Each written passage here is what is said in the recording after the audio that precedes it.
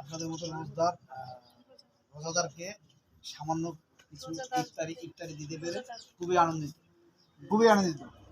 তবে তবে যেই কারণে এই ইফতারির আয়োজন, আমার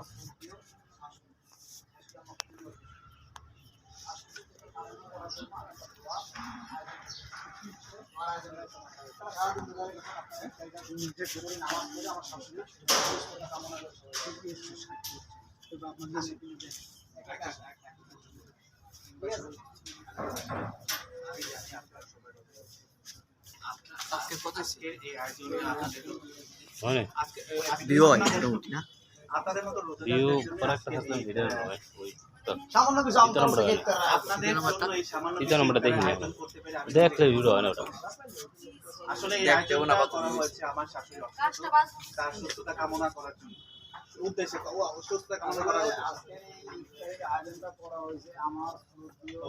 আসলে আজকের এই ইফতারের আয়োজন করা হয়েছে আমার শাশুড়ি অসুস্থতা কামনা করি।